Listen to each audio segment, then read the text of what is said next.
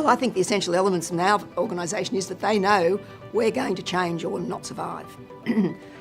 So we talk about that a lot. So essential elements in preparing your workforce for change is, again, constant communication about the need to change, constant building of their confidence that you know what to change to and how to do it, and then educating them on the path.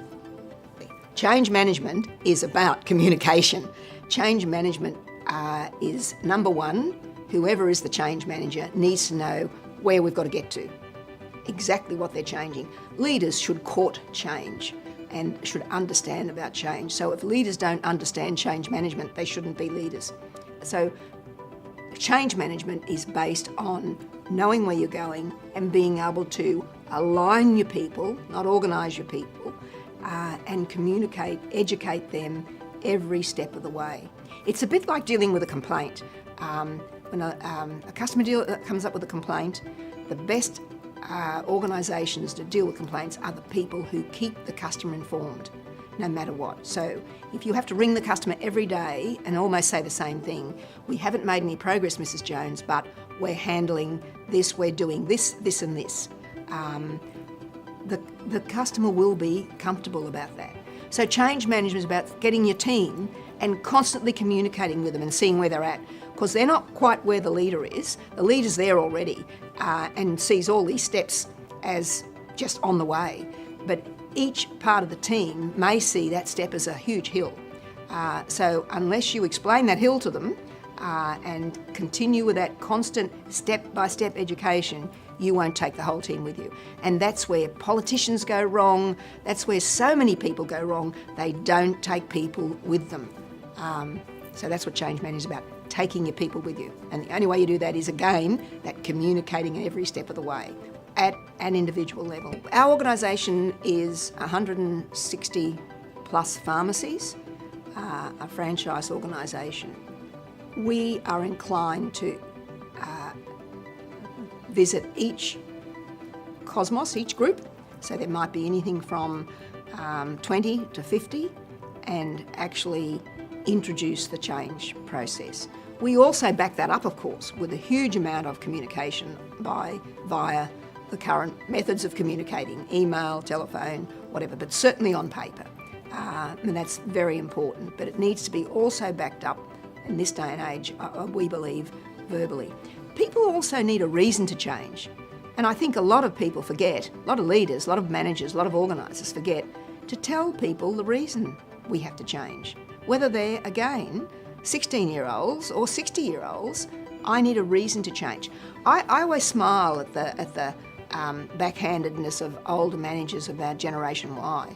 The Generation Y are lovely to work with because they're altruistic. They really love change because they're bored out of their brains. And their only problem is they think they're going to be at the top right from the start. Well, I'm happy about that as long as they get to understand that these are the steps we've got to go to. So I think, probably change is harder as people get older.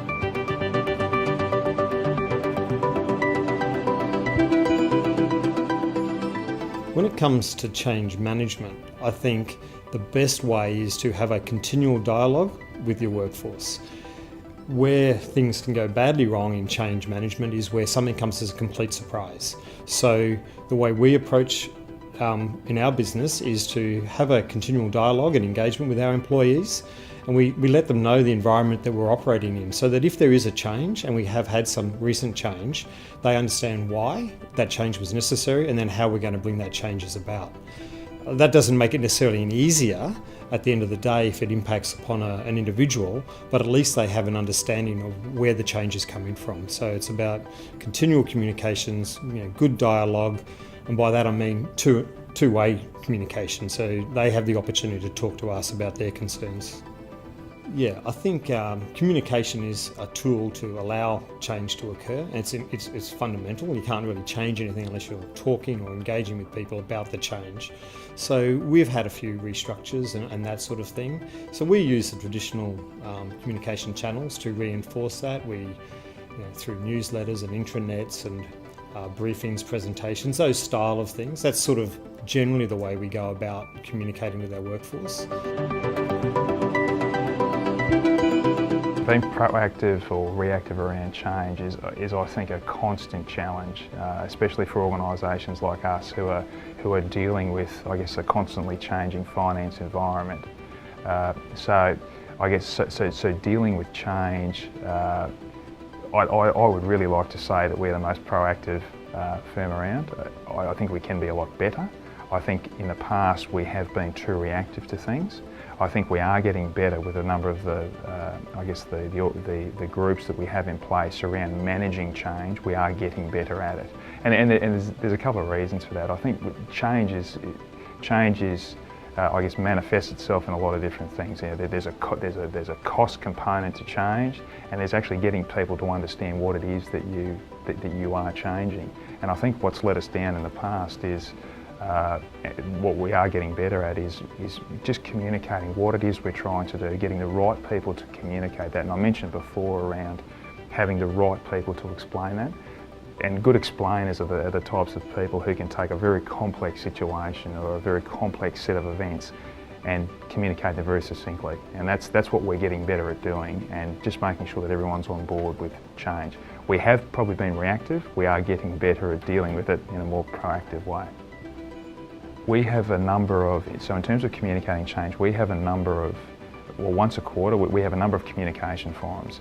The primary one for communicating change is once a quarter we have a business update that involves all branch managers from around the country coming to Brisbane or one of the head offices, and we actually communicate what it is that we are doing, how we're going about it, in the form of a business update, and also what the strategic changes are for the next 12, 18 months, 2 years.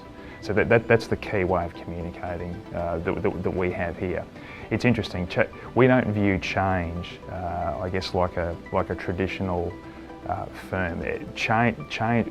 Our primary function is to deal with our clients, to deliver to them a set of outcomes that they want financially. So we have been guilty in the past of internal change if we're implementing, say, a new IT system, or if we're implementing whatever it might be. We have often been poor at communicating how it is we're going about that, what outcomes we want. That is something that we are getting better at, but the key form to do that is we get everyone together and we communicate that as best we can, so everyone's on the same page.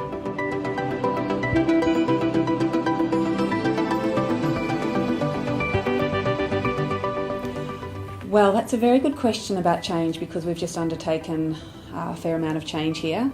Although change is the norm in this organisation, and I've been here 20 years and we've had a lot of change. But just recently we had to make 20 staff redundant.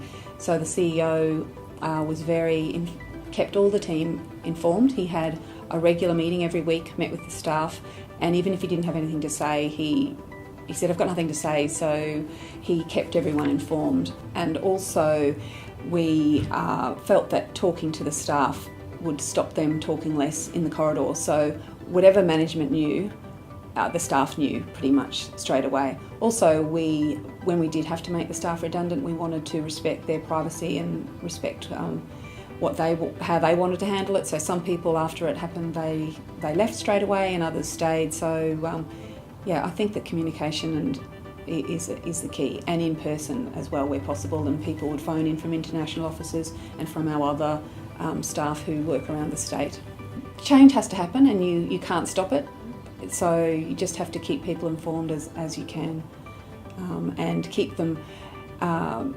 So we're about to undertake some more change with an influx of budget. So we are preparing them. This is going to happen.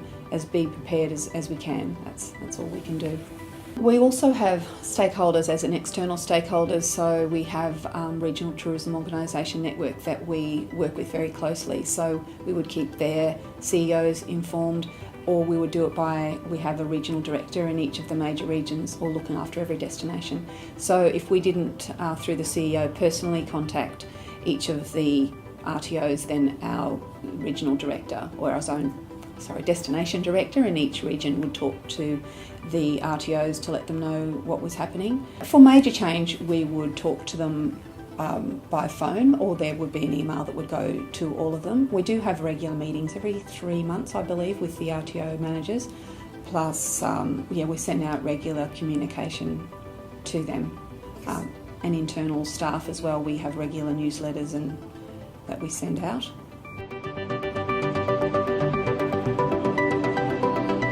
I think it's interesting.